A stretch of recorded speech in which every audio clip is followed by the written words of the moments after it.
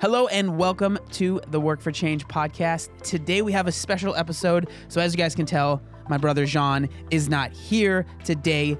The day that we recorded this podcast, he was actually in Cancun for his honeymoon. He is now officially a married man. So congrats to Jean. But I was actually in Austin this past week, and I was able to do a podcast with my friend Zach, or The Flexible Dieting Lifestyle, if you guys follow him on Instagram, which I highly recommend that you guys do.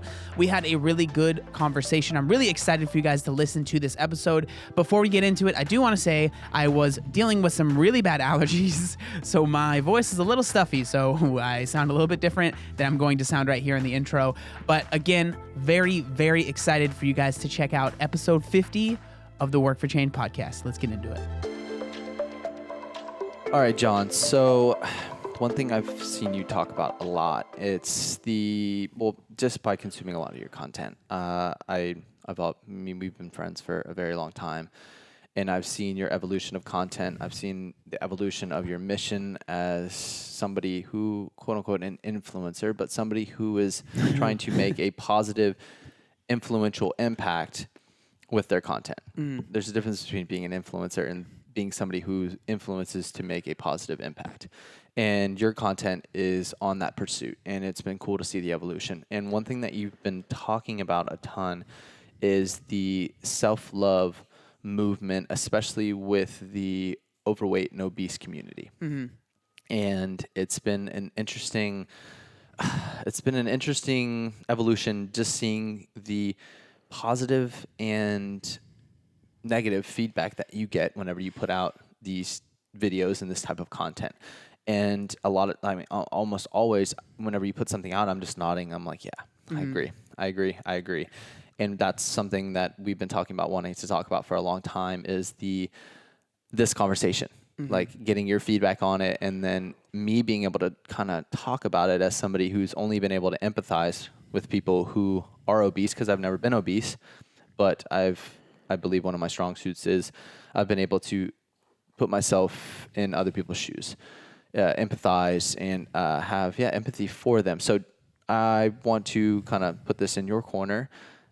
Just kind of, what is your stance on the self-love movement? And then we can go from there. So for me, with, health at every size or body positivity, I don't have any issue with, especially with like body positivity, because I'm someone that has loose skin, right? So like I have what you wouldn't consider ideal. And I like to post about it. I like to share that, it doesn't hold me back. It's not something that I'm ashamed of. It is what it is, right? And so, like, I don't have any issues with that. I honestly never saw myself really making the type of content that I make now when it comes to, YouTube videos and stuff, because it is more like reactionary, or I don't even like saying reactionary. It's more just opinion based. And before it was more educational based. But like the reason I started making the stuff was because I actually kind of got pulled into it. And the way that kind of happened was I started seeing people getting upset over the content I was posting. So getting upset over the before and after pictures, getting upset over, the things I would say in those before and after pictures. And I was kind of blown away. But at the same time, I don't like to be someone that's like, I am right always, and you can't tell me anything like otherwise. So at first I was kind of like, okay, let me be a little bit introspective. What are they right? Or am I wrong? Is there something I could be doing better? And I was really thinking about it, and it got to a point where, there are so many things that I agree with health at every size, and body positivity. Like, you should love yourself. Your size is not who you are. There's more to you than that. But there are things that I can't agree with and that I feel like I need to put out there, because it seems like with the health at every size and with that movement, there's these extremes that are, with any movement, the extremes are getting all of the attention. So when it comes to, and even in fitness, right? When it comes to fitness, like the extremes get all the attention when we both don't agree with that either. Yeah. Like you don't need to be going to the gym 4 times a day. You don't need to be doing all this crazy stuff. Like it's all about finding something that works for you that is sustainable. So when it comes to the health at every size, I was getting attacked by these extreme sides of it, calling me literally like a fat shamer, calling before and afters toxic. And so I felt like I needed to kind of defend myself. And now it's turned into, I want to show people that it's okay to disagree with this movement and not feel like you're a terrible person, because it turns into, if you disagree with anything that Health at Every Size says, which we can kind of get into that, like what it is that they're saying if you want. But if you disagree with any of what they say, you are a fat shamer, you're a terrible person, you are a bigot, you need to figure something out, because obviously there's something wrong with you. And I think that there are bigots out there. There are fat shamers out there. There are really terrible people that are unbelievably mean to overweight people. And it's very obvious. Yeah. It's very obvious to see who those people are and who they're not. Absolutely. And so that does exist, but not everyone that maybe disagrees with Health at Every Size is that person. And so I think it's just kind of morphed into, I'm that person for others to watch because they agree. Like you said, you agree with what I'm saying. You might not agree with what someone that's sitting there that will make these videos about overweight people and making fun of them and like zooming in on their faces and zooming in on their stomachs and stuff. Like you might not agree with that, but there is that fine line in the middle that you do agree with. So the content has kind of shifted into that perspective. As it should be. You have and that's kind of where my content's going to be shifting, is you have an obligation to serve your audience, and they want to be led. And if you believe yourself to be a leader who is doing all the work necessary to give your audience, the people who value your opinion, who need your opinion, who need that guidance to expedite that process of them coming to that understanding and seeing the world differently, the way that you're just giving them the facts. You're giving them the information necessary for them to cultivate a very rational understanding of a situation. And for us, it's in the nutrition industry, and it's the body positivity type things. It's the things that are revolved around nutrition, fitness, etc. And I mean, it's just it's crazy how, I mean, we see it in all aspects of life. Everything wants to be quoted as or seen as black or white, when in reality it's context sensitive. Like there's no such thing as black or white. Yes, if somebody's like zooming in on somebody's fat and making fun of how fat, making fun of is different than constructive. Like there's a massive difference between that, and that's the hard thing to see. Is just like with most diets, they have a lot of rules. And they quote things as black or white, or they set the rules as black or white to make it easier for most people to follow. And it's much easier for somebody to label somebody who is giving their opinion that isn't necessarily in line with what they think as a bigot, as somebody who is up to no good, who is fat shaming, just because they don't agree, because they don't want to go into the work and have to explain themselves more and more on why John might or might not be that. But they have a duty to do that because they are influencing people. They have a big audience, and they have an ability to sway somebody in a positive or negative direction. And it's a scary thing, because now media can just be consumed by anybody. Anybody can put out anything, and it can be shared on the right media outlet, or it could go viral on some social media platform.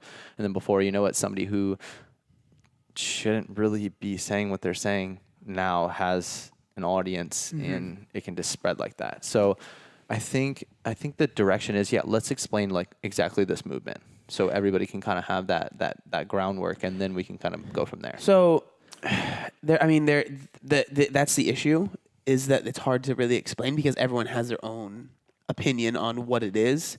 Because I've had people that agree with Health at Every Size on my channel, and they actually agree with pretty much everything I say, but it's again the extremes, right?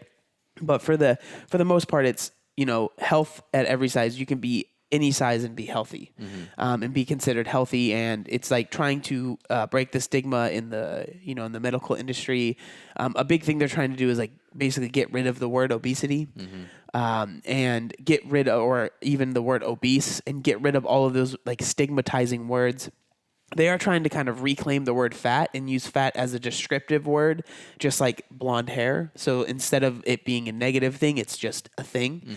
Just like a calorie. Yeah. It's just a thing. It's a unit of measurement. Yeah. It's kind of a fact. Yeah. It's kind of a fact. Got it. So, again, there's things that I agree with there. But where it gets a little bit more insidious is where people are sitting there saying that being morbidly obese can be healthy. And so the issue that I have there is you can absolutely be metabolically healthy and be very, very overweight and be morbidly obese. And especially if you're younger, it's just that's going to catch up with you in the long run. And so like you might be 400 pounds right now and be 23 years old. And if you go and get your blood work done, there's not going to be any issues right away. You might not be pre-diabetic. You might not be diabetic. But my issue is you have to think about the long run there. And again, like if it's just you do you. Like if you want to eat yourself to death, that's fine. Like, cause I mean, that's what I was doing at one point, right? Like if that's a choice that you want to make for yourself, I'm not going to sit there and say you can't do it. The issue I have is with other people putting messages out there that you should do it. And that it is fine, right? Like lying to people to promote their agenda. So that's where my issue comes in. There's two things that kind of came to my mind. I have a lot of problems with it, but there's two things that came to my mind that really frustrate me about the movement. The first thing, and then I think we can kind of maybe talk about both of them. And I'm interested to hear what you think because you're not as deep into it as I am. So the first thing that I have an issue with is when they equate, when I say the Health at Every Size movement, when they equate being stigmatized because of your weight as the same as being stigmatized because of your race or your sexual orientation. So they like to compare themselves to like the civil rights movement back in the day and say that it's the same, like being overweight is the same as being oppressed because you're black or the same as being oppressed because you're gay. I disagree with that because one, you are born black and I believe you're born gay. And so that's something that you cannot change. Being overweight is something that you can change. Absolutely. Okay, so that's the first one. We'll talk about the second one first. So the second one, it kind of plays right into that, is the fact that they use studies from a long time ago that said like, diets, most diets fail. And it's frustrating because I even made a video on this. It was even a person that was against diets. They said 1 to 20% of diets fail. So first off, that's a huge number of margin, right? And so I get frustrated because I think that, yes, most diets do fail, but that's because people are doing them wrong. And so I don't think that it's because diets are impossible to adhere to. They're very hard, but again, they're hard because people make them harder than they need to be. And so... I want to chime in. They make them hard because somebody else told them that it has to be that hard for them to reach the result. It's an education barrier. They're the gatekeepers, the people that are educating people are making it seem way harder than it needs to be because then that person has to rely on them. And thus, if the person doesn't adhere to it, it's their fault, not the diet's fault. And it makes that person look like it kind of escapes them from the pressures of, it just makes their diet look different when in reality they're making something that way more difficult than it needs to be. So that's a huge thing. And that's what you said, like 1 in 20 diets fail because most diets suck. Most diets suck. And it's like, that's where the magic really comes in, is whenever you're able to have the education necessary to build that perfect diet for you. Yeah, exactly. So those are my two issues. And like, so for me, when it comes to the whole diet thing, I think that it's bad diets fail or crash diets fail. It's when, and you kind of brought it up, it's when you don't take the initiative to learn for yourself. So if you put all the trust in this nutritionist, you put all the trust in this coach that you hired, again, there's nothing wrong with hiring these people. And I think that they have jobs for a reason, and I think that they can be incredibly helpful. But it's up to the coach I think their goal should be for the client not to need them after a certain amount of months. Put themselves out of business as soon as possible. And so then they can reach more people, and then there's other people that are actually learning. So I don't think that it's diets fail. It's just the way that the diet industry has built itself up, which I absolutely hate. It's not like I'm here saying diet culture is great and I'm defending it, because I don't. I think that, again, it's gone to an extreme where, people are doing these crazy diets, and I don't like to name them because people always freak out if I name the diet that they're trying right now. But, we all know the diets that are just a little intense, that it's like, I don't see that working out in the long run. Absolutely. And so that's what people do, because people are so they love being intense. They love being like 100% grind, like let's freaking kill it, which is good. But when it comes to a diet to where it's something that you're going to have to stick to for, hopefully the rest of your life, right? Like, or that you're going to have to make the right decision multiple times a day.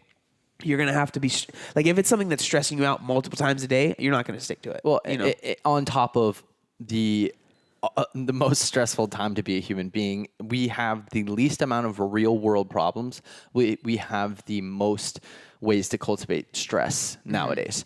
And we can literally cultivate stress. When stress used to be, oh my gosh, we're going to die from a lion killing us. Yeah. Now we have stress from comparing ourselves to other individuals and seeing that we're not going to fulfill our come and reach our potential as human beings, or we're not getting the love we need from our significant others. And I mean, our stress is much, or making enough money, all these different things, our stresses are a lot different. And then if you have a diet that adds more stress on top of that and doesn't aid the lowering the stress of those things, the chance of you succeeding is virtually 1 in 20. Like let's go back to that statistic. Like most diets are not helping aid in lowering your stress. Most diets are doing the opposite. They are compounding that stress and making it far worse.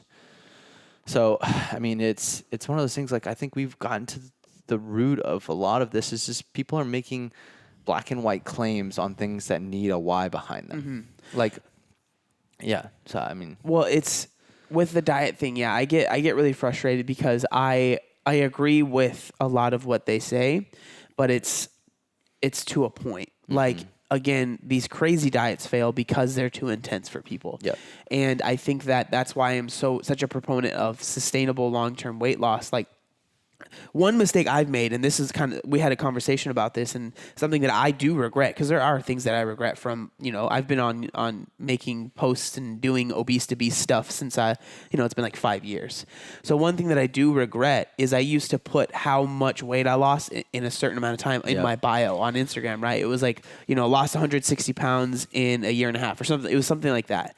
And I didn't know, but that truly when I started my Instagram, I was still going through a lot of stuff. Yeah. So I was still figuring out a lot of stuff. So I'm not sitting here saying you can't start an Instagram if you're trying to lose weight. And the thing is, it was impossible for you to see the significance of you putting that until in hindsight now you can see how it's not a good thing for people to focus on trying to match what you did. They should lose 160 pounds in a year and a half. Yeah. Like, that's just not smart or feasible. It's just, that's just happened to be what you did, but it's not the best thing for most people. And people associate, like, with a small population. There's people doing what's called the carnivore diet now, because a small, like 0.005% of people with a certain food sensitivity were able to help erase those effects. And so now we associate that with it being the most healthy diet for most people. And it's like, no, this worked really well for a small population. So and the carnivore diet is literally just eating meat. Yeah. That's all you eat. Nothing else, pretty much. Maybe some greens every once in a while, but small amounts. Yeah, that's one of the diets that I would. It's just hard because people end up making a living off of promoting the diet. So then it's these people that are probably good people, but then they're like, "Wow, I did the diet and it did work for them," but now I see that I can actually make some money off of this. Oh yeah, I have a story now. All right, let's hear it. No. I'm saying, like, they have a story now. Oh yeah. Like, yeah. They have So it becomes this. I am the person. I am the carnivore. The confirmation bias. Diet. Yep. Exactly. So, and then I don't think these people, again, like, are bad people. So they start to really believe what they're saying. And so they really do believe that, no, the carnivore diet is the best diet for every single person, because for them, it was so strongly, it worked so well for them. And these are things that I worked on and I worked through with my dieting. That's why I tell people, like, I don't like to say exactly what I ate. And if I ever do, or if I do a full day of eating, I'm very clear in saying, this is what worked for me. This is not what you need to do. And this is probably not what you should do, right? Like, maybe get some inspiration if you see a meal that you think would taste good, that's fine. But don't think, I need to be eating the same exact amount, or I should be doing exactly what John did. Yeah, I mean, everything rhymes. So, like, John's success rhymes. There's certain principles on why John's success worked, why it went well. And so that's where it comes into play. It's like, when you understand the underlying principles at which why the success happened, you then can reverse engineer it to fit whatever your lifestyle looks like. So if, let's say John ate this certain meal. It's like, okay, why would this meal fit well into John's life?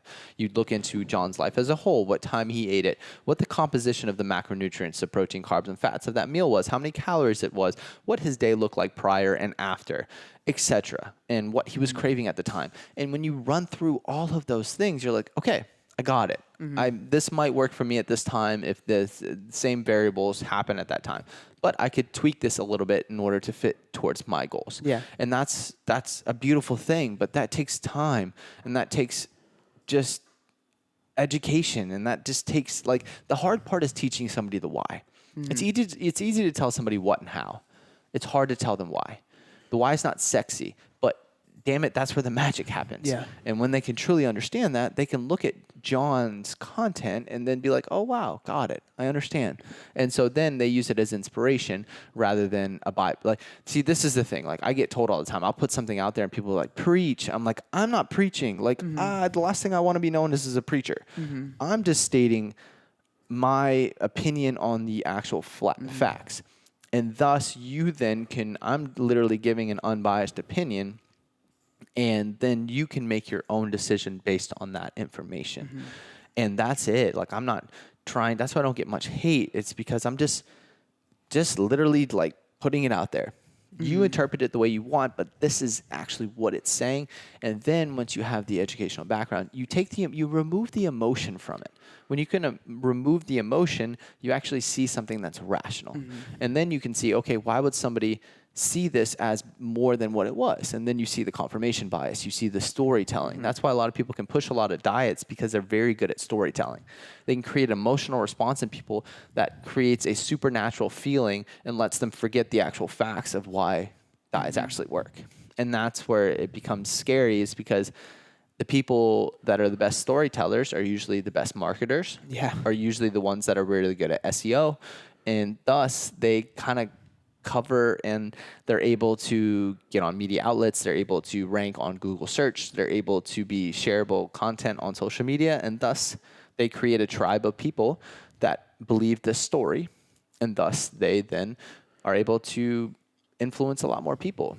It's not sexy to tell people the actual facts instead of storytelling. And that's where me and John and a lot of people in the industry that are evidence-based are working on being better storytellers of the facts, and thus creating a fun, better story for people to be able to create their own story. That's the thing. Like, I'm not trying to tell you a story.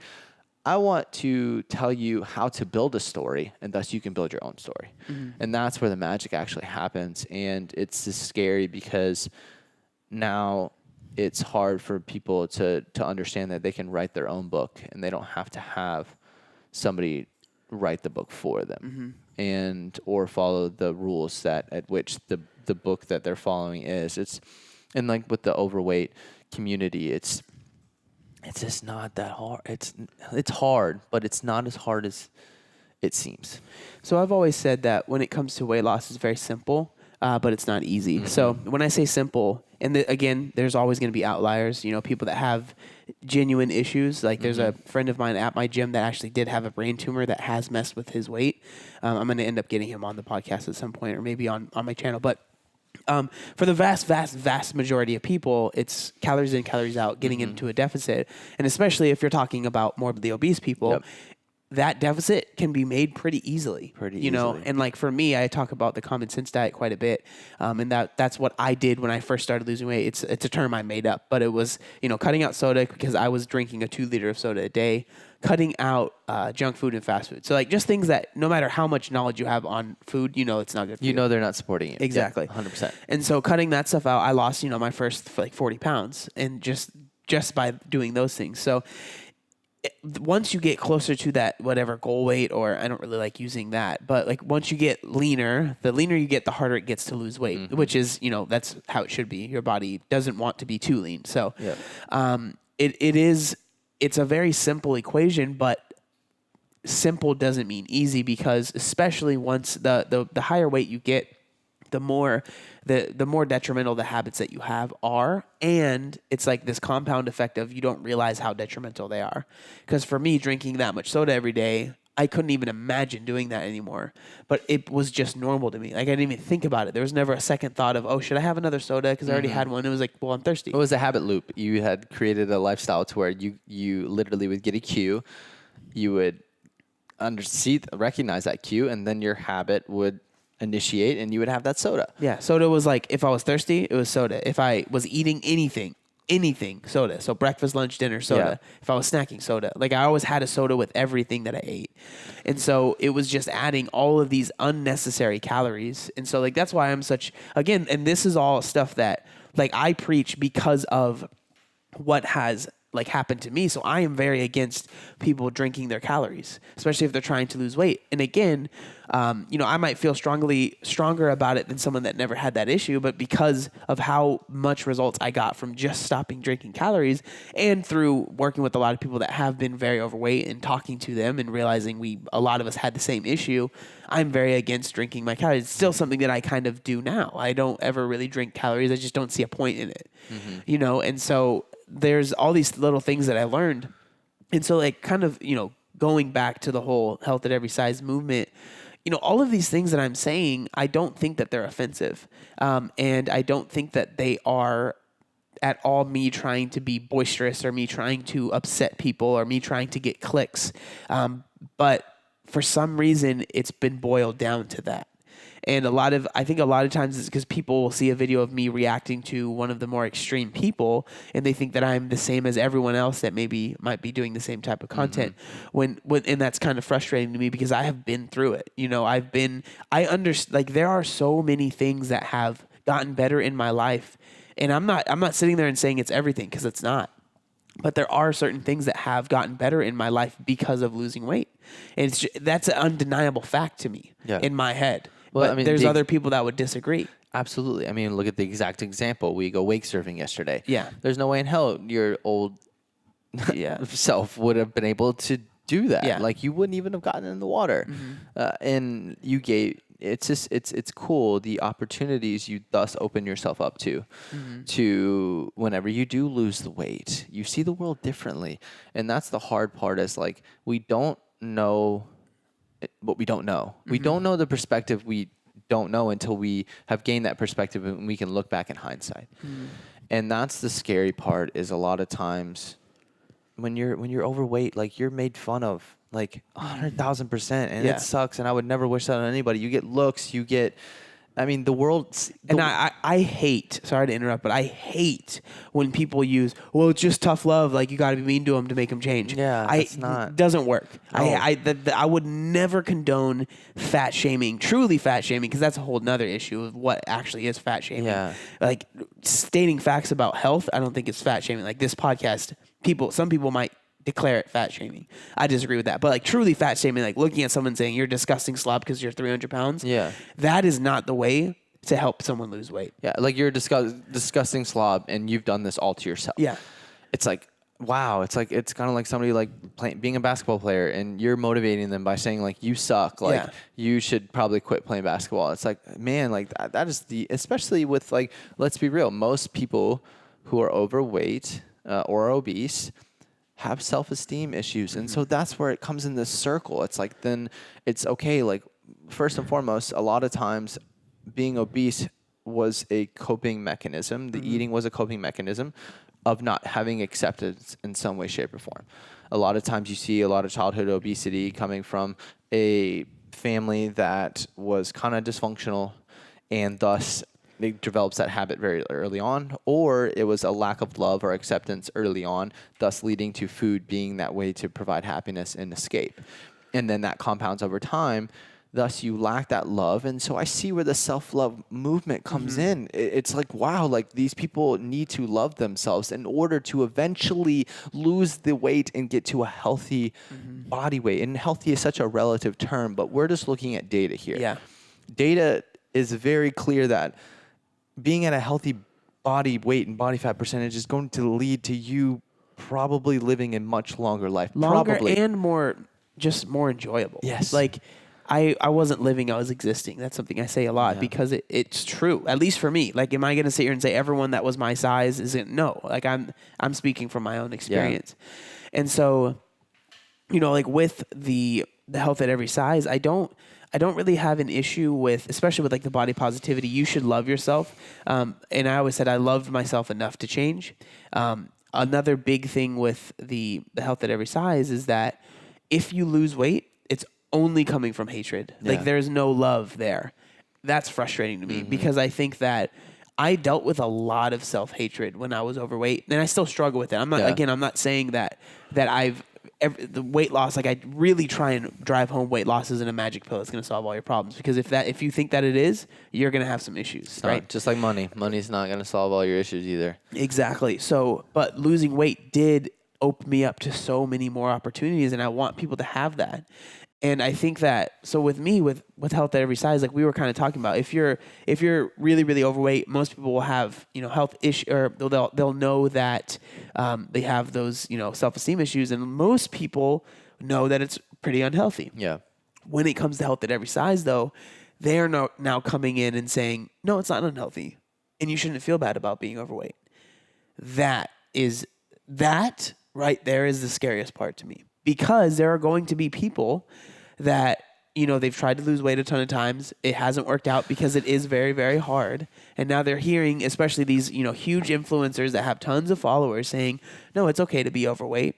And, it is okay to a certain degree. Like, it's not like you have to be shredded, but it is not okay to be 400 pounds. Like, that isn't healthy. This is where it really gets to me, is I know the terrible habits that are associated with maintaining a 400-pound frame. Mm-hmm. It is, the habits that you have are the opposite of healthy. 100 billion %. Mm-hmm. The amount of calories you are taking in is absurd. The food choices you are making is absurd. And to say that that's out of self-love, I just don't believe that. And so I don't want to interrupt, but I think this is a perfect time to bring this up. So a lot of the health at every size movement, they talk about, they're not anti-weight loss, they're anti-intentional weight loss. Yeah. So they believe in, like, you should do things that, make you feel good and help you, like, move your body, but don't focus on losing weight. And I agree to that. Yeah, I agree with that. The issue is, like I brought up, once you do lose weight and say you're happy about how you look, or you're stoked and you maybe post it before and after, feel bad. Then you're labeled as toxic and you get kicked out of this community that maybe you were part of. And I've seen that happen to a lot of people. So it's like, what is the message? So if it's not intentional weight loss, if someone loses weight and they're happy about how they look, they're happy they can maybe go shopping at regular stores. Like, I could barely find shirts anywhere I went. Yeah. So, they're happy about that. So they post a picture about it. Like, are they being toxic now because they're stoked that they lost weight? Yeah. And so, like, that's the issue. There's never any consistency in the arguments. And people that maybe found some solace in that movement are now getting kicked out because they have, like, oh, I'm actually, you know what? I realize now how unhealthy I was and how these, eating pizza every night was a stupid idea. Yeah. And then they changed that and they lost weight as a result. And maybe they really weren't focusing on weight. Maybe they didn't even have a scale. Like, who knows, right? But now they're getting kicked out of the movement.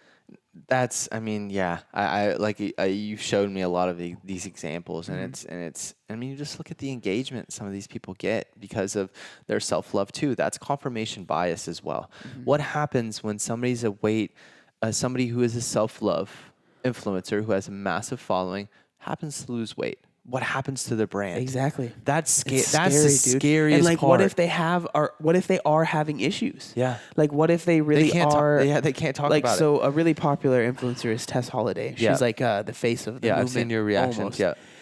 I was having a conversation with some of my friends, and I was saying, like, it really is scary because she can't. If she loses, like, she will post that she's at the gym and she has to make this huge, like, caption talking about how she's not at the gym to lose weight and she loves how she looks and she's just going to the gym because she wants to, feel better or move more or whatever it is. And it's like, could you imagine, like, posting that you're at the gym and then being afraid of people saying that you're a terrible person or saying that you're a liar or saying, like, and then take it a step further. What if she ends up going to the doctor? I don't know Tess Holiday, so I don't know if this has happened, but, say this is just a story that I'm making up. She goes to the doctor. The doctor's like, you're pre-diabetic or you are diabetic. You need to lose weight. Okay. So she starts losing weight. And now she is getting blasted for doing that, right? that is terrifying because one of two things is going to happen. She's going to lose the weight and just get absolutely lambasted by her following. People are going to freak out, get really upset with her, and she's probably going to struggle with, some issues, mental health issues probably, because she has issues that she's posted about as well. So that's just going to get worse. Or she's going to be like, yeah, I can't lose weight. And literally like put herself in an early grave because she's afraid of what the backlash might be. Like that is I can't imagine being in that situation. And again, I understand that most people in the movement aren't on this extreme. She's definitely one of the more extreme. There are people that are much worse than her as well. But that is absolutely crazy to me. I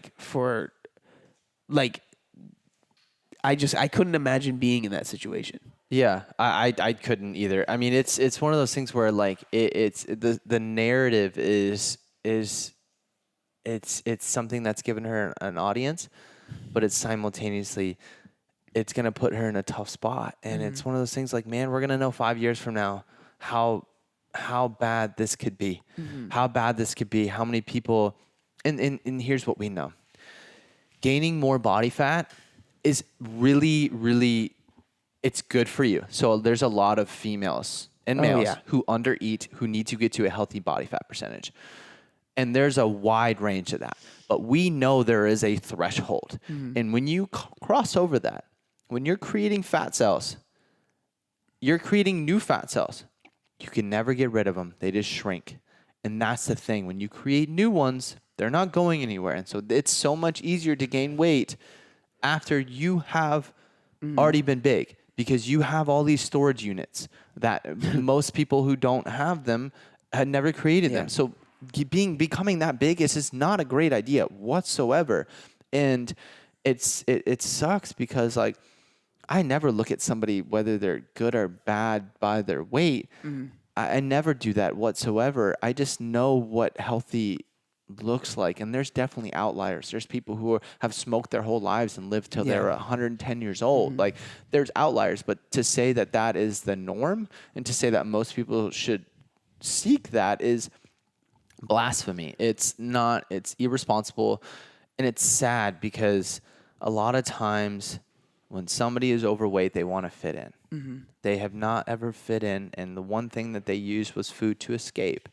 And now that they have somewhere to fit in, it might be a recipe for disaster, because now they're fitting in somewhere that is making them feel as if this is something that is happening that's going to that's okay, and that they should be okay with being like that, and that they should 100%. You should feel love for yourself. You shouldn't feel like less of a human. You shouldn't feel less of a human, but understanding and being rational that, man, if I lost an extra 60, 70 pounds, to say that I wouldn't be a healthier individual. I'm not talking about mental health. I'm talking about your actual body. Your joints. Your joints, everything. The world is not made for somebody who is 400 pounds. It's not. I mean, and that's the hard part. It's like, let's well, it's life too, right? Like, what are you missing out on? Yeah. Like wake surfing, that's just because that just happened yesterday. Like that was a really cool experience that wouldn't have happened. We'll talk about when you're skateboarding, trying to ollie as a 400-pound dude. Yeah, exactly. So like when I was growing up, skateboarding for me was like that was my first ever passion, right? Like I skated every single day. I loved it. Played Tony Hawk Pro Skater. Like it was who I was. It became my identity. Yeah. And even more so, it was the fat skater, right? So that was my identity, and I would be skating with my friends. And I mean, I skated a lot, and we'd skate places, and we'd go to skate parks, and I'd hang out there, and I was always working on ollies. Yeah. I never got any further because of my size, and I couldn't do the things that they did, and they would ask, not in like a mean, well, some of them were kind of mean, but they weren't trying, most of them weren't trying to be mean. They're like, they're doing stuff downstairs or, grinding on rails and stuff like that. And I'm still trying to ollie. And it's because one, part of it is I'm an Enneagram type 6, which is, I am safety first. Yeah. So part of it's definitely that. Yeah. But the other part was that it was just hard. Like physically it was hard. And this is a 12-year-old kid that's, struggling with this stuff. So you'd miss out on life. There's always the examples of the roller coasters and all that stuff. But even further, it's like I get so many messages every day of people saying that they want to lose weight for their kids because they want to, one, they want to be around to see them graduate, but two, they want to actually be able to play with them. They want to enjoy their time with their kids. And it's just scary that we are becoming so politically correct that saying that being morbidly obese is unhealthy is considered like slander or mean or toxic. And that is it truly, I've just haven't been able to wrap my head around it. And so we talked about the first one for a while, but the second one that bothers me is when we're comparing weight to genuine, issues that people have because of their race, other stigma that they're facing, their race, their sex, all that stuff. Like, that's frustrating to me because, one, I think it spits in the face of those people because they really are, and I truly do believe that people do face that stigma because of their race, their sex, and all of those things. 100,000,000%. Yeah. And so I don't think that comparing weight, I truly do think that comparing weight, like, I would have never done that. I would have never compared my struggle as a 360-pound person the same as someone that struggles because they're gay and they're getting beat up after school. Yeah. Like, that is not the same. Yeah, I because agree. there's no changing those things. Like, that's who you are. Your weight isn't this unchangeable thing as much as people maybe want to believe, and as much as people, as hard as it is, hard doesn't mean impossible. Mm-hmm. It is impossible to change your skin color unless you're Michael Jackson. Yeah. But he actually had a disease, right? So like you're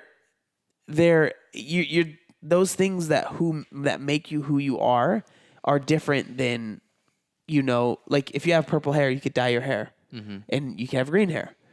So saying that I'm being discriminated against because I have purple hair is like, well, I mean, one, those people suck and you shouldn't listen to them. But two, if you really felt like it was affecting your whole life, you could change your hair. Yeah, very quickly. Right? And so obviously weight is a little different. It takes a lot more time, but it's the same thing. Like, I couldn't imagine there ever being, or ever, I'm sure there is, but ever being taken seriously of people that are like, anorexic awareness.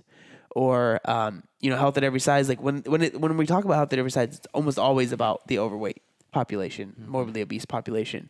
You never really hear it about people that are dangerously thin, because people see those. You can see that and be like, wow, that's kind of scary. Because like when people get really, really thin, it truly is kind of scary looking, right? And like I could never imagine someone going out there being that thin, right? Because the health at every size movement, everyone that's a proponent of it.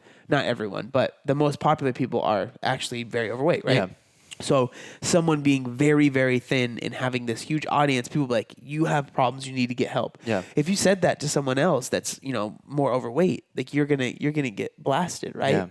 And so that's something that's interesting to me. Now I kind of want to switch gears because there's the other side of the coin where I talked about how most of the most popular people are people that are overweight, that are proponents of it. There's the other thing that there's these nutritionists that are it seems to be there's like two things that almost always go together. So it's intuitive eating and health at every size. They're always together. Literally, I almost brought it up earlier whenever you were talking about. But it's frustrating to me because, again, I'm sure these nutritionists are very smart. They have a ton of knowledge. They know what they're talking about. But they have never, they give information and they give tips to people that maybe, like, they would probably work for someone that is maybe a little bit of underweight and is like always trying to restrict. Sounds great in theory. You know what I mean? Yeah, like they're always trying to restrict, or maybe they're trying to lose 10 pounds that maybe they don't even need to lose, right? Yeah. That it's like, yo, just chill out. Like, eat what you need. That could work for someone that's like always counting their macros and they like are very like over the top with it. Their information can actually be very, very helpful. I agree with that. But when you're sitting there saying, health at every size and intuitive eating to someone that intuitively ate themselves to be morbidly obese, like, it's not going to work. Yeah. And so one of the big things with the nutritionists is they say the stigma of being have foods are healthy or unhealthy, like this is a bad food. The stigma of that is what's caused people to overeat those things. And I'm like, again, I don't like to label foods as healthy or unhealthy. I just like to, I eat what I want. I do intuitive eating. That's what I do, right? Like, I don't track. Yeah. But you have to realize that is somewhere that you need to work to get. Like, I worked years and years and years and years to get where I am now. And it was through a lot of tracking macros, tracking calories, because through tracking, I gained knowledge. And I don't think that if somebody's overweight, they're eating the food because it's inherently bad. I think they're eating it because it just tastes damn good. Yeah. And it makes them feel good and they really enjoy it. Their taste buds are all out of whack. Their association of food is this extreme of salty, sugary, calorically dense. And if they don't have something like that, it tastes like crap. So for that to be the stigma of good versus bad causing that, I think good versus bad causes people to have binge eating disorder. 100%. I think the good versus bad, if you're using food to punish yourself, 100%. But I don't think a lot of overweight people are using food to punish themselves. They're using food as an escape to make themselves happier. It's not punishing. They're actually using food as a tasty thing. And that's how I see it. And that's a lot of the people I've talked to and all the conversations I've had. I don't think the stigma is what's causing that. It might be a small population of people that are using it to punish themselves, but I just think you enjoyed food and food was tasty. It's not like you went and were purposely getting the most calorically dense foods like the possible. It's more of that. You were just getting the tastiest thing you wanted. You enjoyed soda. You enjoyed all these, your McDonald's, like all that stuff. And you just got what you wanted. And they just happened to be very calorically dense, high calories. I mean, well, I said the same thing, but like, yeah. And so it gets frustrating to me because these nutritionists, they kind of like espouse this rhetoric that they have, and they really, again, because people that don't have knowledge, they see that, you know, those letters next to their name, RD or whatever it is, registered dietitian, they see all these letters, they feel like, oh, I should listen to what they're saying. And they feel like maybe they're a bad person if they want to track calories. Like, there's nothing wrong with wanting to track calories. There's nothing inherently wrong with it. It can, like anything, too much of something can become bad. Yep. So, like, if you feel like you need to track everything and you've been tracking for 17 years and if you don't, you freak out, that's an issue. That's an issue. Right? But, like, if you feel like, oh, you know what, I am 100 pounds overweight and I think tracking calories will help me, and it'll like help me learn about calories, and I'll be able to understand how many calories are in this, you know, this thing that I've been having every night. Oh my gosh, it's 1,000 calories. Wow. I didn't think it would be that much. So if you're able to, like, you can use calories in a good way. I don't think that there's anything inherently wrong with that. But again, just like anything, too much of it can become bad. Yes, 100%. You know? Yeah, I mean, and I think that's the biggest thing. People are scared into thinking that tracking calories is OCD, or, I mean, I pull out a food scale and people are like, oh my gosh, like you get a stigma around it all the time. And it's like, no, like it's just data. It's all it is data. And what calories do is put a Y behind what's happening. And when you eat a certain food and you're like, oh my gosh, and then you add up everything, you're like, it's kind of like having a credit card. And you look in the back end, you're like, oh my gosh, like I'm spending that much money on Starbucks every single day. Like, cool, a lot of people, cool, I want you to do that. But if it's causing negative effects in your life, you need to make a change. It's just literally telling you a fact. Calories is a unit of measurement, just as if running a mile is a unit of measurement and how tall I am is a unit of measurement. That's all it is. But how you get to that, what a calorie looks like, and how certain calories keep you more full than others, how certain calories make you feel, like it's all relative, but it's just a unit of measurement, and it just tells you a story. And that's the hard part, is like, man, most people are painting that picture as bad, when I believe intuitive eating is much more. So the intuitive eating Bible talks about you need to forget everything you know about nutrition and just listen to your internal signals of your body to know when to eat, what to eat, etc. Beautiful. Sounds great in theory. But in reality, if you have not, I mean, if you've tracked for a while and you've gained that educational awareness and that being able to eyeball serving sizes and just awareness that isn't restrictive, you're able to understand the abundance of foods you can have, and thus you can eat intuitively. You understand what a meal should look like. You understand how a meal that looks like that makes you feel. You understand how it keeps you full. You understand all these different things and all these different factors, and how sleep comes into play with your intuitive eating, and how water and hydration in your training. It's multifactorial. It's all working in one. And intuitive eating is great. That's the goal where everybody should be. Eat like a normal human being, listen to your body. But most people don't understand when their body is lying to them.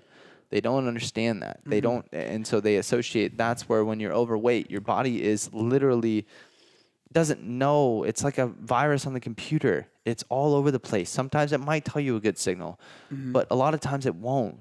And so you're having to undo a lot of these viruses in your internal computer. And the more body fat you have on yourself, the more susceptible you are to those viruses in your body not telling you the right signal. So I just came up in my head with an analogy that might not make any sense. So let me know if it makes sense to you. So yesterday we went, we've brought it up a couple times, we went wake surfing with the 4-time world champion, Ashley Kidd. It was really, really cool. She made it look very easy. Yeah, she was unreal. She was unbelievably good, right? She got in the water, made it look effortless. Yeah. So, sorry about the sniffle. So when I think of intuitive eating, it sounds really easy. It's like when you say wake surfing, you just get in the water, you hold onto a thing, and then you just stand on the board. Stand up and you just Whatever. shred. Yeah. It sounds pretty easy, right? Yeah. It sounds good. It sounds fun. Intuitive eating is the same type of thing. Like, eat what you want, eat when you're hungry, and your body will listen, and you'll be fine. Yeah. And I think that you can get to that point. Intuitive eating is a lot harder than it looks. And it's a lot harder to get to that point. Like with Ashley, she's worked very, very hard to do what she 10 does. years. And it's unbelievable, right? Intuitive eating is the same thing. At least for me, I found out. I got to a point of being able to eat intuitively through a lot of trial and error. Through one, at first, eating whatever I wanted, I kind of intuitively ate. And guess what? It didn't work. Yeah. Right? I was 360 pounds. Yeah. You know, in a really bad spot. So once I started to be like, okay, I need to take put these training wheels on, learn how to count my calories. I need to learn what is healthy, what works for me, what these foods are actually, how many calories are in these foods, what's a carb, what's a fat, what's a protein, what's a caloric deficit, how do I get into that? Should I be going to the gym? What type of workouts do I like? Those were all little steps that I had to take, that I'm sure Ashley had to take, right? Through, getting in the water. She said the first time she went, she didn't even stand up at all, first day, right? yeah. So she had to have all those trial and errors to get to where she is now. And so these people are just almost saying, be Ashley right away. Yeah. And let's put it this way. If you can be Ashley right away, Oh, amazing. yeah, of course. Then amazing. If you can go right to intuitive eating right away, and unreal. there's going to be people that start at a better spot. And they use them as the case study. Like when we went yesterday, you've searched your whole life, right? Yeah. But you were able to get in, and after about 5 minutes, you were standing up without holding onto the strap. Yeah. For reference, I took about 45 minutes, and I stood up for about 3 seconds with the strap, and that was as far as I got, right? So but again, everyone's going to have different start points. So you should, I wasn't, but again, I was stoked. I didn't think to myself, man, Zach did so much better than I did. Yeah. And I shouldn't have even gone. Yeah. Or I shouldn't have even tried. Yeah. No, I learned, and I know once I go, because I'm going to go again, I will be better. Yeah. Without a doubt, right? So it's like intuitive eating is, world champion Ashley Kidd crushing it. But it takes steps to get there. And here's the thing. It's like if intuitive eating, you start with it and it doesn't work well, you can't be delusional thinking that there's something wrong. It's just you have an education gap that isn't allowing you to intuitive eat correctly. So if you do not have that, so if you go right into intuitive eating after you're obese and you're trying to lose weight and you're not losing weight, it's time to reevaluate. If John didn't make John his first few times, the board was slipping out and going to the side. And so we give him a cue, dig your heels into the board, and it creates this drag on the board. And so it kind of propels him up. If he goes into it and we're like intuitively, John, just stand up on the board, go in the water and do what feels right. Do what feels right. God, and we're not laughing because of that. It's just funny. Like if we told John to do that, if we told John to do that, it's like, John has no idea what feels right. You're not helping me at all. He has no idea how to reference what feels right. But as we're giving him cues, he's starting to gain that feeling. He's like, oh, I get it. Dig my feet in. And then the next time, keep your arms straight. And he's letting it pull you up. And then over time, he was able to stand up. And that's the thing with tracking your calories and building that awareness. it allows you to expedite that process, but you just have to realize it's not forever. It's not forever. You don't have to do that forever. It's not restriction. It's abundance. You can, if you're able to track your calories and you understand it, you realize how many calories you can eat as a 400-pound individual and still lose weight. You don't have to go on 1,400 calories and then have to binge on the weekends because you feel so restricted and you're like, I can't do this anymore. You realize, wow, I just cut out a little bit of soda. I stopped eating so much fast food and weight just kind of falls off. And intuitively, that's what John did. And he started to lose weight. And then once the weight loss slowed, he understood, why did I lose weight while eating intuitively the common sense diet? Well, I was eating less calories because I wasn't drinking my calories and I was eating less fast food. And then whenever he hit a plateau, he was like, okay, I got to go to the drawing board and understand what is actually driving all this. And then when you realize that, wow, it's calories in versus calories out, and I need to create a calorie deficit. Okay, if I can't do this intuitively anymore, by doing my common sense diet, maybe I should just kind of educate myself and understand that this is just data. This is it. This is a metric. There's nothing emotionally attached to it. And you realize, wow, I can still eat a lot more calories than I thought, and I can lose a lot of weight. And oh my gosh, like, wow, it's just a unit of measurement. And then eventually, once you have that awareness, you can go back to intuitively eating. The goal is, I think, use intuitive eating until you can't. That's it. And then, like, your body's gonna kind of work with you. In the beginning, you're fighting your body a little bit, but in reality, I mean, this might sound, if somebody is against what we're talking about, if I say your body doesn't want to be 400 pounds, you might think I'm full of it, but your body doesn't want to be 400 pounds. It does not. And once you give it a little bit of momentum, because it's just been giving input all the time, and it's like, okay, this is what it is. Like, let's just this is what this person wants. Like, let's just help support that. But once you give it momentum in the other way, it'll start to reconfigure things, and it'll see the momentum going down, and it'll help support that. Your energy levels will go up. Your taste buds will change. Your food preference will change. Everything will start to change, and you will be like, oh my gosh. And then it gets to a point where your body is kind of at its set point. It wants to chill. That's where intuitive eating comes in. Your body will kind of fight you up or down. It'll want to stay right there. And that's where most healthy individuals, that's your fighting weight. That's the weight that you can just tackle life at its best abilities. You are not limited by your weight or anything. You're not limited by your energy. You're not limited by anything. You can actually maximize every ounce of your human potential. And to say that somebody at 400 pounds is maximizing their human potential is blasphemy. I mean, look at the offensive linemen in football. Right when they retire, they drop like 100 freaking pounds, and they look like different human beings. Yeah, it's crazy how, and then it's the opposite for people that are like running backs. They end up gaining weight. Yeah. It's very interesting. It's very sorry, that was just a side thing. I've just always found that to be interesting. Yeah, it's a wild thing, and I'm extremely passionate about it. But it's like, and I get questions all the time, like, Zach, I want to do intuitive eating. I'm like, you have to earn it. If it doesn't come intuitively, you have to learn. You have to learn to where intuitive, you can rely on your intuition. Like, for example, if I go about the world and no one's ever done anything bad to me, I will go and leave my cell phone on the corner and expect my intuition will tell me no one's going to take this. And it's until somebody takes my phone, my intuition starts to change. And I realize, oh my gosh, like, maybe my phone might be taken. And it creates more of reality. And to say that intuition is something that is just inside of you that you're born with, yes. But wisdom, which intuition is a part of, the more wisdom you have, the more intuitive, how accurate your intuition will be, then that just comes with real world experience. And if something's not working, and yet you're still trying to be intuitive, that's just irrational. It's not fair. And to say that somebody who is struggling with their weight, who deep down inside wants to be accepted, and they do want to lose weight, and they're struggling with self-love, they need to love themselves at that time to understand that losing weight is going to be the best thing they can do for themselves to live a long and intentional and amazing life. And I've never been overweight my whole life, but damn it, I would never want that for anybody. No, yeah, it's important. Like the whole self-love thing. Like whenever I talk about it, a lot of people are like, no, I hated myself when I was at my heaviest weight, and that's why I've lost weight.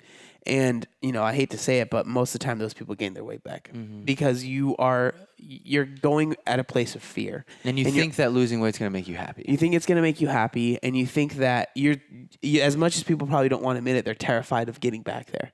I get asked a lot, are you afraid of gaining your weight back? And truly, no. I have it's just not going to happen. Yeah. That's an absolute zero. There's no way. Like that's more. I'm more confident about that than most things, and so like that's why I might sound cocky when I say that, but it's because I have knowledge now that I understand what it would take to get to that point. Dude, it would take so much. It would take a lot of. so It would much. take a lot of work for me to get over 300 pounds again. Yeah. It would mean that I would stop working out, which is something that I truly enjoy. It would mean that I would start eating a lot of food, drinking all of my calories again. Like I really would have to work pretty hard and go against everything I know now to get to that point. Yeah. And the journey that I've been on has been so rewarding that I couldn't imagine ever being at a point where I want to throw that away. I mean, who knows? Things can happen and I could be in a really bad spot, get really injured, and I might gain a little bit of weight. I'm not going to sit here and say I'll never gain weight because that happens to everybody, especially if you get injured and with how active I am. That can absolutely happen. But again, I'll just reevaluate and understand, okay, I'm probably not going to be as lean as I was when I was able to move around constantly during the day. But I don't have that fear. But when people are operating from fear, they always have this chain around their ankle that's chained to their former self. Yep. And they're always getting pulled back or they're turning around and they're carrying it with them. For me, I've completely just let go of it. It's not, it's a good story and it's something that has defined my life for sure, but it doesn't define what I do now. Yeah. Like I don't think when I go, when I go to the gym and say I'm doing like a CrossFit workout, I don't look at someone next to me and think, oh, they only beat me because they've never been 360 pounds at one point. Like I don't even think about that, right? Yeah. Like I just So think true. they're better than me now. Yeah. Like I don't ever use my past as an excuse as to why I can't do certain things. There are some real things that, because I was 360 pounds, I didn't experience things earlier in my life that makes some things harder now.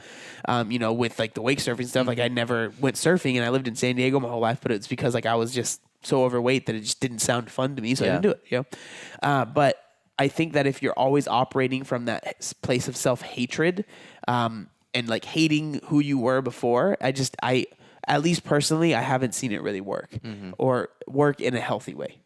I couldn't agree more. It's the why behind you're doing everything. It's the story you're telling yourself. This is happening for me, not to me. And being a victim doesn't put you in any position to succeed Ever, whatsoever. in anything. Ever. And it's just being proactive with everything. It's like you are in control. Like you are in control and focusing on the things you can control. 100%. And we're going to just talk about this over and over again and reframe. It's like if you don't have the self-love to unlove yourself at this moment, it's not going to work. So that's where I say, man, this is great, but you have to understand that the self-love is what's motivating you to be rational with yourself, to understand that losing this weight is going to lead to you being in a position where your body will naturally be happy. That's the thing. Your body wants to be happy. Your body wants to smile. It wants to express energy. It wants to literally run around and just be active. It wants to do that. But by being so big, it's so energy taxing to do that. Your body just doesn't feel good. And so it's hard to be happy then. And so, man, when you're overweight, your body, your physical body, it's at its hardest point of being happy. And that's why you have to eat so much food to make yourself happy. And that's where it's scary. It's a lot of times these people who are overweight or obese, their bodies are just not operating out of a position of happiness. It's really hard to cultivate happiness as a body that is 200-300 pounds overweight, and you're just not operating at a position of health, of of your body being happy, and by losing that weight, being happy, forcing yourself to be happy. And I don't like using that word, but it is hard. It's much more difficult for you to be happy at that time. Your body's fighting you. It's wanting you to not be happy because it wants you to lose weight. And so that's where the hard part is. And you're in a society where a lot of people aren't overweight, but now that number's kind of changing. But then once you lose that weight and you start to express it, man, it's just like, that's how I see it. It's like, have that self-love now to understand that this is a necessary part of your journey. It's part of your story. Like, if John wasn't ever 360 pounds, I don't know if we're ever sitting here together. And now John has a purpose and a message behind him to help other people lose weight to be able to express the best version of themselves. And I think the biggest thing is creating a storyline behind yourself. Like, if I lose this weight, how much more can I make a positive impact in this world? And then it makes it no longer about yourself. You're able to use it as a way to make a larger impact, to be able to inspire more people to do that. And that's the hard part, is a lot of this self-love movement is they don't even know what it feels like to be lighter. And so how can you compare? And like the thing, I don't know what it feels like to be 400 pounds, but damn it, I don't know. I don't think it would feel very good. I don't think I've worn a 100-pound weight vest before, and that wasn't fun. It did not feel good on my joints. I wasn't very happy. I didn't want to smile a lot. Like, just a lot of things. And I know how much food I would have to eat to be able to be that big, just like you said. So, yeah, I mean, it's just one of those things I just can't relate to. But damn it, I can put myself as close as I could by having conversations with people like yourself to knowing what that would feel like. And I understand the physiological things necessary, the amount of food I'd have to eat, the terrible habits I would have to adopt, the lack of movement I would have to create, I would not have to move to be able to be that big. And the things that I would have, the extremes I would have to go to be able to make that happen, I just cannot ever, ever, ever think that that's going to be healthy. I can't. Yeah, and for me, I have been there, and I understand both sides. And I just want people to understand that they can lose weight. You can keep it off, and it is possible. And there is a light at the end of the tunnel of morbid obesity, and it doesn't have to end in you just accepting that you are morbidly obese. Yeah. And, if that upsets somebody, I truly don't mind. Yeah. Because I know where my heart is, and I know why I'm saying what I'm saying. I know what I've been through. Yeah. And I understand that, there are going to be people that disagree with me, and that's fine. Like, I can get along with anybody. But I don't see how what they're doing and trying to make everyone believe what they believe. And if you don't believe what they believe, you're a bigot. Like, I don't see how that could, is going to get people to agree with them. Yeah. I mean, intention is everything. What's our intention with this? We haven't told you anything. There's zero behind this besides the fact that we just want to make a positive ripple. And I believe a lot of people with the self-love movement want to, because in order to have the momentum, to create the momentum, you need to be creating the change out of love, not of hate. I get that. That's great. But to say that you just need to stay there and love yourself, that's irrational. That's dangerous. Irresponsible and dangerous, and it's not going to help anybody. The self-love movement is there to create momentum or a reframe in order to put yourself in success to get to that weight that is going to help you be able to live your best life. I think that's the goal. That's the goal, man. This was awesome. I had a really great conversation. I really have to blow my nose, so I think that's going to be the end of it. Nice. Yeah, I apologize. Yeah, John's in Austin with me, and he got into town. He worked out really early in the morning, flew in, and then didn't get a lot of sleep, and we woke up and went wake surfing, and then it was kind of cold in the water too. So I apologize. That was my fault, and he's been really good. I haven't really heard many sniffles. I tried. I could hear myself heavy breathing a little bit. Yeah. All right. Thanks for listening, you guys. We'll see you next week. Yeah.